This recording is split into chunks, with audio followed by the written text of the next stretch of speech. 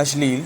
एक ऐसा शब्द जिसको सुनते ही हम सभी स्तब्ध हो जाते हैं। आंखें मोटी और नज़रें बोलने वालों का चरित्र विश्लेषण कर जाती हैं। ऐसे शब्द या विषय पर व्यंग लिखना आसान नहीं था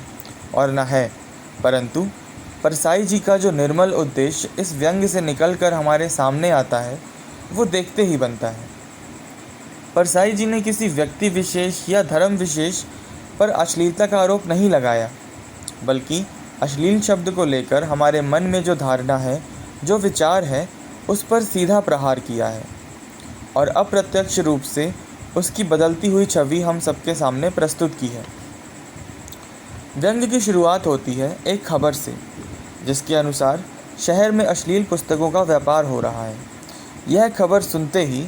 देश के युवा क्रांतिकारी निकल पड़ते हैं ऐसी पुस्तकों को निस्त व नाबूद करने के उद्देश्य से। यह दर्शाता है युवाओं का विश्वास अपने देश की पत्रकारिता पर और साथ ही किस प्रकार पत्रकारिता अपनी गैर जिम्मेदाराना हरकत से देश के युवाओं को भड़काने का प्रयास कर रही है,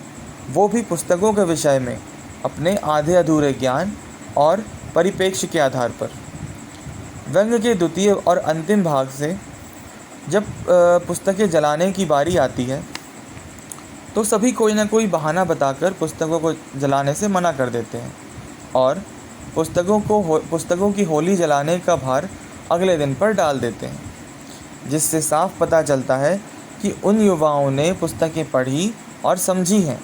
और निश्चित ही उन्होंने उन पुस्तकों से कुछ सीखा ही होगा और वे आगे भी ऐसी पुस्तकें पढ़ना चाहते हैं।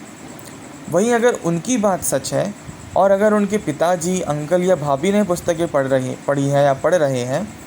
तो निश्चित ही समाज का उद्धार ही होगा और साथ ही पत्रकारिता का स्तर भी सुधरेगा, क्योंकि अब उनके खोखले विचारों के आधार पर बनी खबरों पर कोई विश्वास नहीं करेगा। अतः यह साबित होता है कि देश का युवा ही देश को बिगाड़ या बना सकता है।